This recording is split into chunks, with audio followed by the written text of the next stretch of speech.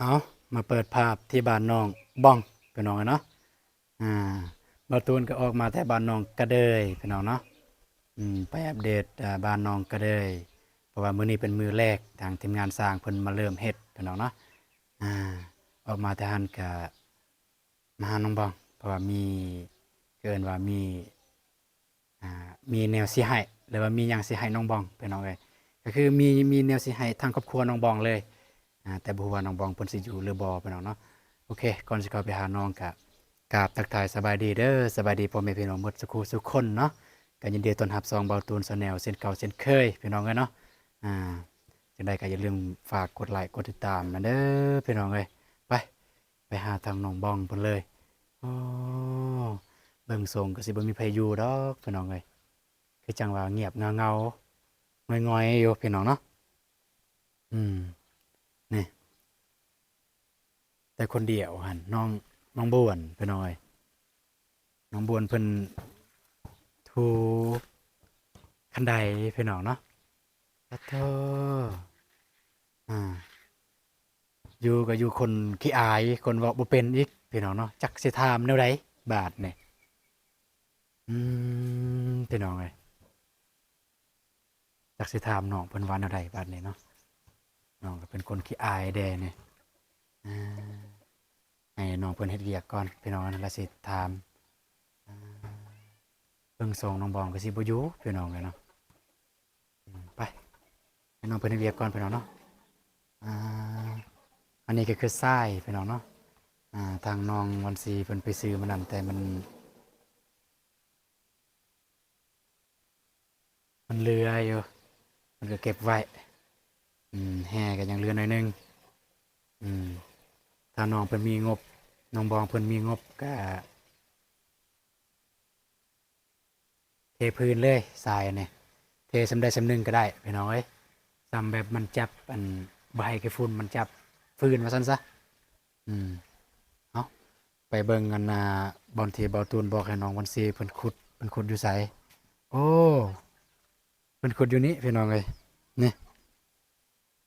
บอนที่เก็บน้ำนี่ดีนี่พี่น้อง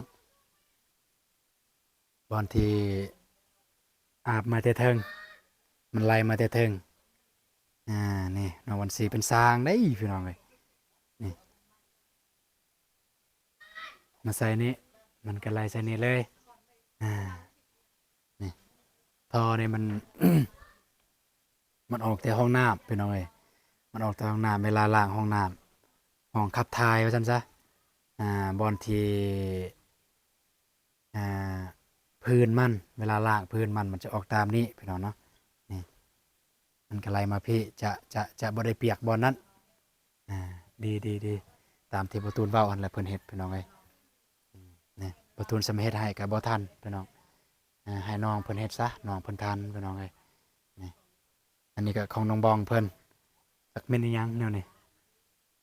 สิปลูกกันผักบ่นี่ สิแม่นเพิ่นสิปลูกผักแล้วของน้องบองเพิ่นนี่ดีคือกันพี่น้องเนาะตั้งไว้เขตนี้แหละปลูกผักหอมบัวหอมปนอิหยังก็ได้พี่น้องเนาะนี่นี่เวลาเปิดมันจะไล่เลยแล้วนี่คือสิไล่อยู่นี่ไล่เลยอืมจากสุดแล้วบัดนี้พี่น้องเอ้ยสมบูรณ์แบบของน้องบองเพิ่นบ่อยู่ที่ว่าจักสิถามผู้ใดเด้เนาะน้องบองเพิ่นไปใส่บ่ได้ให้แล้วเครื่องของหยังที่สิให้นี่สะอาดสะอ้างของน้ำนองเพิ่นพี่น้องเอ้ยนี่ตอนเปิดไฟน่ะแม่นอยู่เทิง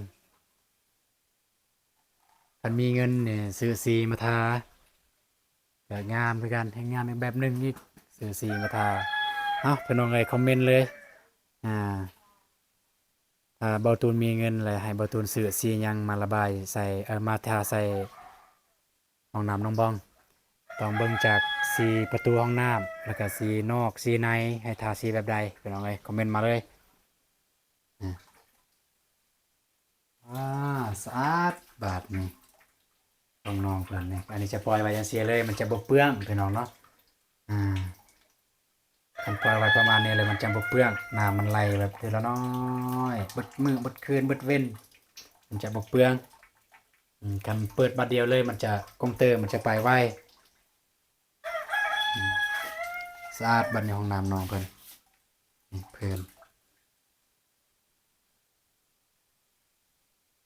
อ่าคักไปเบิ่งห้องขับถ่ายพี่น้องเอ้ย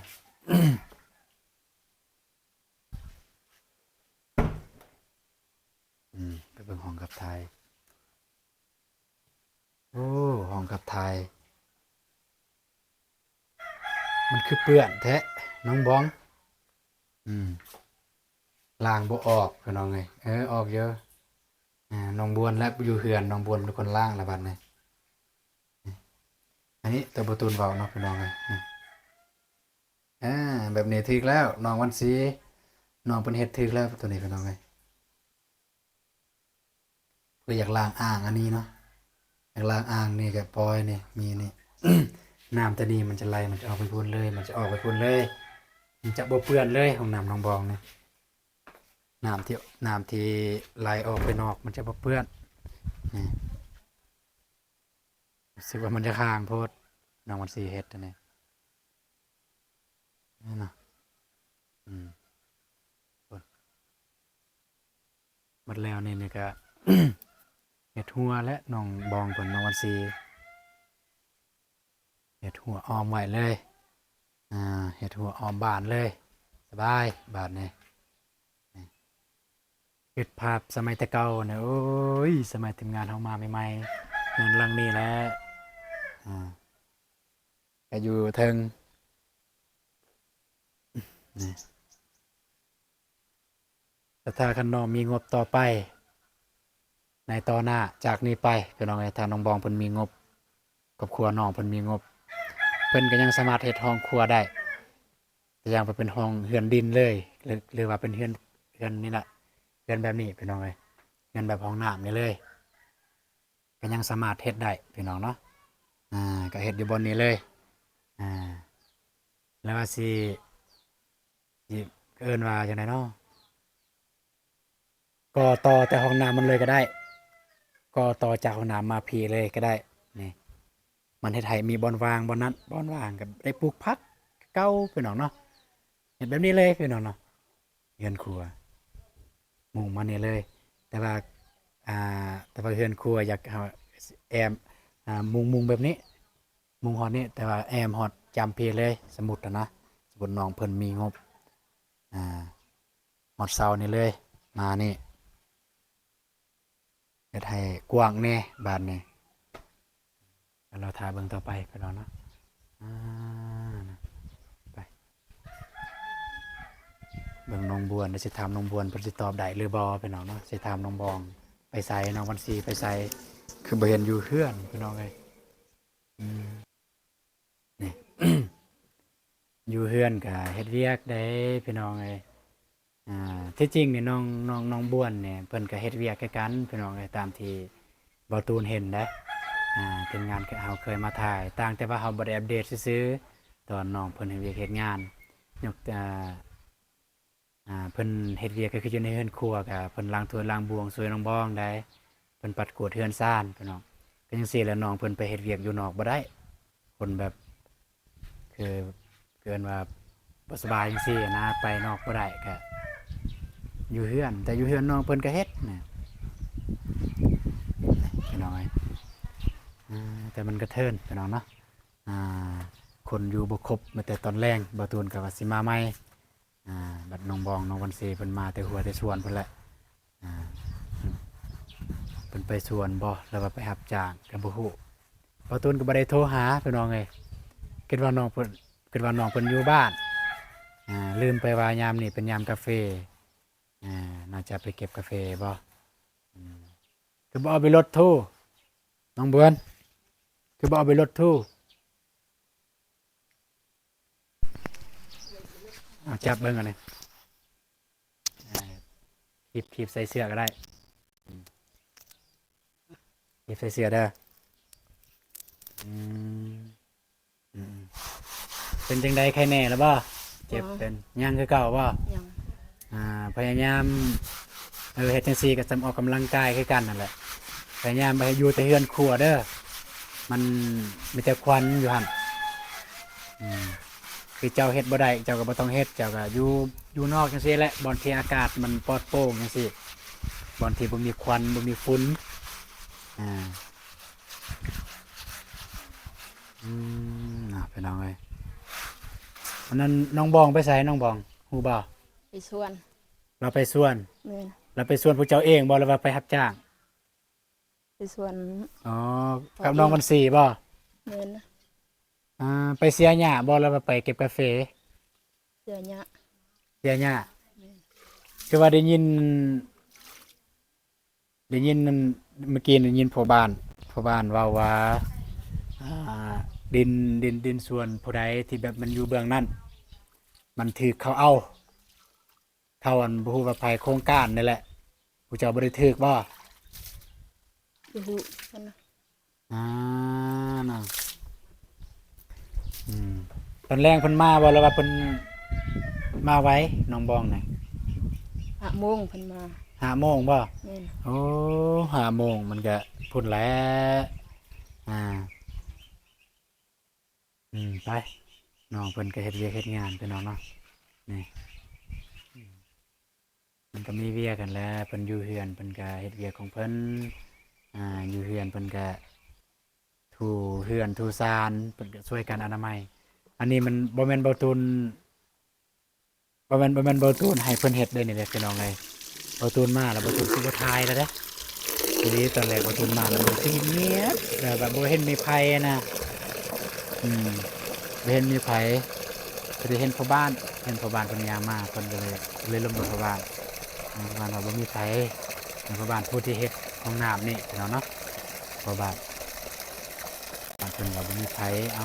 เลยถามว่าไปไสพ่อบ้านก็เลยว่าทางน้องบวนน้องบองกับน้องวันศรีไปเบิ่งสวนไปเบิ่งดินที่น้องบองเว้าอันแหละมันจะขี้หินพี่น้องเอ้ยปลูกหยังก็บ่อยากเกิดปานใดดินตัวนั้นและดินตอนนั้นถือโครงการเกินว่าถึกดินโครงการพี่น้องบ่ฮู้ว่าตอนนั้นถึกแล้วบ่แต่มาถึกก็มาถึกตอนนี้บัดปลูกสร้างแล้วพี่น้องเอ้ยแห่งดินตอนบ่มีแห่งมาถึกก็ดินเขตนั้นก็ส่วนหลายดินคนบ้านเบาตูนเองก็เขตนั้นแหละยอมรับว่าหลายครอบครัวใส่แต่ดินแบบดินเขตนั้นที่จุนเจือในชีวิตประจำวันและในชีวิตครอบครัวแต่ละมื้อนี่ก็ย้อนดินตอนนั้นนั่นแหละพี่น้องเอ้ยคือว่าละเขตคืออันว่าเขตภูเพียงบริเวณนี่ปลูกกันปลูกพืชผักมันงามพี่น้องบ่หาใส่ปุ๋ยบ่หาใส่หยังมันงามบ่ได้มีดิน3 เฮกตาร์นึงนี่ก็ถือว่ารอดแหละพี่น้องเอ้ยรอดแล้วถือว่าบ่ตายแล้วว่าซั่นซะรอดเลยบ่ได้มาดินตอนนั้นถ้าดุได้พี่น้องภาคอีกข้านก็บ่จักสิว่าถ้าดุเฮ็ดนั่นเฮ็ดนี่รอดพี่น้องเพราะว่ามันงามพี่น้องเอ้ยปลูกหยังมันก็งามคือบ่ตูนเองเนี่ยบ่มีพี่น้องมีดินดอนมีดินอยู่หน้าเฮือนซื่อๆก็น้อยเดียวพี่น้องปลูกกาแฟก็ยอมรับว่าอาศัยแต่กาแฟตอนนั้นแหละที่ใส่จุนเจือในเกินไว้ในครอบครัวแต่ละมื้อแต่ละปีแต่ก็รายรับก็บ่ได้ประมาทมันก็สมขนาดดินนั่นแหละดินน้อยเดียวรายรับก็สมกับดินพี่น้องก็บ่ถึงกันว่าได้รับสำหรับคนอื่นเป็น100 ล้าน200บ่ได้รับซ้ำนั่นพี่น้องพี่น้องเนาะก็มาแต่อัปเดตเรื่องทางน้องบวนเพิ่นเรียกเพิ่นว่าครูมีทูนั่นมันก็ดีแล้วพี่น้องเอ้ยรักษาอนามัยที่จริงมันก็เปื้อนนั่นแหละพี่น้องเอ้ยเปื้อนนั่นแหละแต่ว่า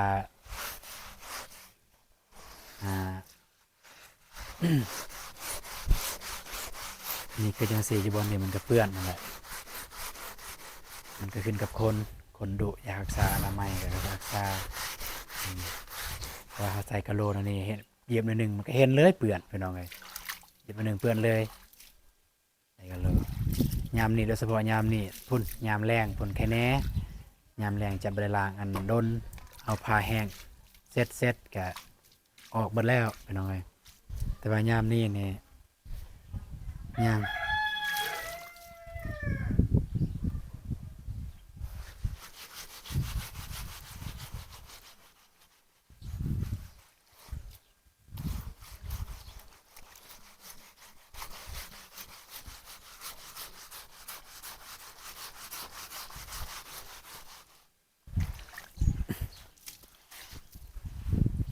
ก็ว่าสิเอารางวัลให้พวกเจ้า แต่ว่าน้องบองบ่อยู่น้องวันซีบ่อยู่ก็เลยจักสิให้จังใดน้องบวนเอ้ยรางวัล พี่น้องอะเนาะ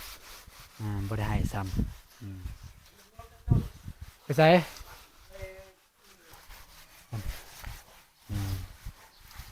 คนรู้จักคนอยู่ในบ้านนั่นแหละเพิ่นมายืมรถเบาตูนไปซื้อเครื่องเพิ่นว่าอ่า นี่ทังสีมันก็เปื้อนพี่น้องอ่าน้องบวนเพิ่นเฮ็ดไปก่อนพี่น้องกินข้าวกินน้ำแล้วบ่น้องบวน กินแล้ว กินแล้วได้หยังกินบ่ได้หยังกิน แกงไอ้เจ้า ฮะ สะเบอร์ แกงซูเวอร์ แม่น อืมคืออาอยากฮู้ว่าอาอยากฮู้ว่านั่นคือน้องบองว่าน้องอันกินปลาที่กินอีหยังไรกินหัวอาหารบ่ได้อันนี้มันแพทย์หมอเว้าบ่หรือว่าพวกน้องเว้าเองบ่ฮะแพทย์หมอเว้าบ่ แม่นนะ ฮะ แม่น บ่แม่นบ่ ว่า แบบว่าพวกน้องคิดเองบ่หรือว่าอะไรหรือว่าน้องคันน้องกินปลาที่กินหัวอาหารแล้วมันเจ็บตื้มหรือว่าอะไร แม่นนะ โอ้คันกินปลาที่กินหัวอาหารแล้วมันเจ็บตื้มบัดกินปลาที่บ่ได้กินหัวอาหารแล้วบ่ได้เจ็บ ว่า อืมแต่ก็ได้ถามอยู่บ่แพทย์หมอมันแม่นย้อนหัวอาหารบ่หรือว่าแบบมันเป็นน้ำสนิทปลาแบบใดแล้วที่กินได้ประเภทปลาซื้อปลานะ ปลาแม่น้ำคลอง ปลาน้ำคลอง แม่น กินปลาน้ำคลองกินแต่ปลาน้ำคลองได้พี่น้องไอ้ทางน้องเพิ่นว่าอืมแต่บ่ตูนก็คิดว่ามันบ่เกี่ยวนะกับหัวอาหารนะอ่าเพราะว่ามีเกิดมามี FC หลายท่านก็เม้นเลยว่าเสร็จมาบอกว่ามันบ่เกี่ยวกับหัวอาหารนะบ่ตูนเอ้ยเจ็บอันนี้บ่ได้เกี่ยวกับหัวอาหารเพิ่นว่าอ่าบ่ตูนก็บ่แม่นแพทย์หมอก็จักสิว่าจังใดก็เนาะจักแม่นจักบ่ก็บ่ฮู้นี่รายละเอียดเรายังบ่ฮู้แต่ว่าคือน้องบวนเพิ่นเว้าก็อันนี้บ่แม่นแพทย์หมอว่ากินปลากินปลาที่กินหัวอาหารบ่ได้แบบว่าเพิ่นเพิ่นบ่กินย้อนเกิดจากเพิ่นสังเกตอาการเพิ่นเองพี่น้องเนาะอ่าอาการเพิ่นเวลาเพิ่นกินปลาที่กินหัวอาหารเพิ่นจะกินข้าวเพิ่นจะเจ็บตื้มนั่นน่ะและเวลากินปลาที่บ่ได้กินหัวอาหารเพิ่นก็บ่ได้เจ็บจังซั้นพี่น้องเอ้ย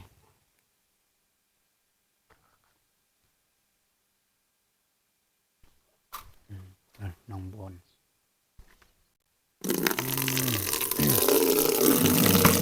นี่แหละพี่น้องเนาะเพิ่นเพิ่นเนาะพี่น้องเนาะถ้าเพิ่นดีเพิ่นเศร้าก็คือสิดีดอกมีคนเห็นเฮ็ดงานซอยเพิ่นว่าซอยในครอบในครัวนั่นแหละ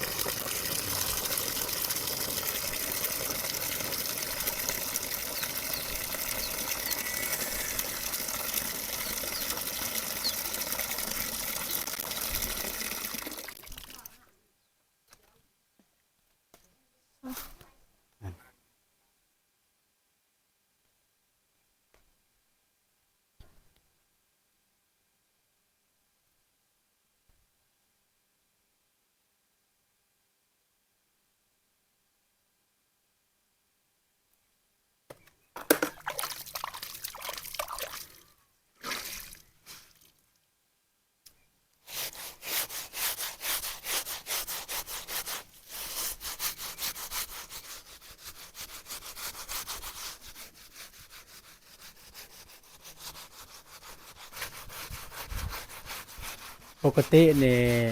ปกติน้องบวนอยู่เฮือนนี่น้องบวนเฮ็ดหยังแหน่น้องบวนแบบว่าเฮ็ดเวียกกันนะประเภทที่น้องบวนเฮ็ดได้อะนะ ล้างถ้วยซื้อ ไม่แต่ล้างถ้วยบ่ ๆแม่น เฮ็ดกินเฮ็ดอยากเป็นบ่ บ่ อ๋อแล้วนึ่งข้าวเด้นึ่งบ่ มีแต่น้องหนึงนะ อ๋อนึ่งข้าวน้องบองนึ่ง แม่น อืมอ่าไม่แต่ล้างถ้วยเป็นน้องเอ้ยอืมตอนน้องบ่ทันได้เจ็บแต่กี้น้องก็แบบเฮ็ดเวียกเฮ็ดงานคือน้องบองคือกันบ่แต่กี้ แม่น ทางความรู้สึกของน้องเนี่ยน้องคิดฮอดหัวคิดฮอดส่วนอยู่บ่ จะทอดคือกันนะ คิดฮอดแบบว่าโดยแบบว่าคิดฮอดการเฮ็ดเวียกเฮ็ดงานเนาะ แม่น เคยคิดอยู่บ่ว่าเมื่อยเด้อยู่เฮือนแบบเบื่อนะแบบอยากไปเฮ็ดเวียกเคยคิดอยู่บ่ เคย อ่าแต่ก็มันเป็นไปบ่ได้เพราะว่ามันเจ็บมันเป็นพี่น้องเอ้ยนะเข้าใจความรู้สึกอยู่พี่น้องเนาะทางน้องเพิ่นคนที่แบบเคยเฮ็ดเวียกหั้นนะเคยเฮ็ดเวียกเฮ็ดงาน แต่มาเจ็บแบบนี้ เข้าใจความรู้สึกข้างในว่าตัวอย่างว่าส่วนตอนนั้นเฮ็ดบ่แล้วผู้เดียวตัวอย่างผู้เดียวน้องบองหรือว่า2คนกับน้องวันซีจังซี่เฮ็ดบ่แล้ว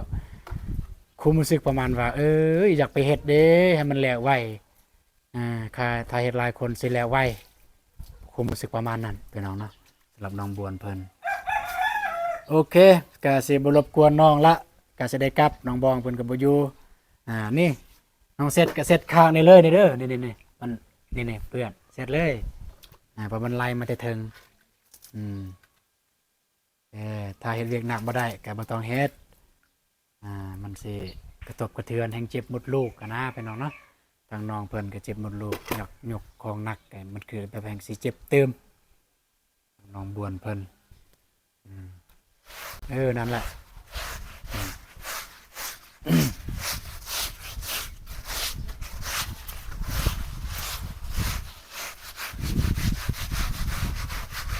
สะอาดบัดนี้บัดน้องเฮ็ดเพิ่นไปน้องเบิ่งนะสะอาดเลยสะอาดบัดนี้บัดน้องเนาะหลังจากน้องล้างตีนคันไดนี่แล้วน้องสิไปเฮ็ดหยังต่อ ล้างห้องน้ำ โอ้ล้างห้องน้ำ แม่น โอ้น้องพี่น้องเอ้ย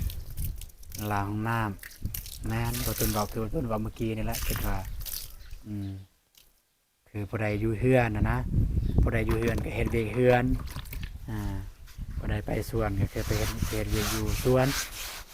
เป็นจังซี่แล้วน้องบวนเพิ่นอยู่เฮือนเพิ่นก็เฮ็ดเวียกเฮือนโอเคพี่น้องเอ้ยแต่ว่าอ้ายก็สิกลับก่อนเด้อโดยอ้ายขอไม่อ้ายคืนเด้อโดยสู้ๆเด้อเฮ็ดเวียกถ้ามันบ่ไหวก็พักผ่อนก็ได้ถ้าตัวใดเฮ็ดได้ก็คือก็เฮ็ดแต่มันบ่ได้ก็ปะไว้ก็จังซี่แหละเฮ็ดได้อยู่สมมุติว่าร่างกายบ่ได้นะก็พักผ่อนคือห้องน้ำนะสมมุติว่าล้างบ่ได้ก็ปะไปก่อนก็ได้เดี๋ยวพักผ่อนก่อนจึงลุกไปเฮ็ดต่อแนวนั้นพี่น้องเอ้ย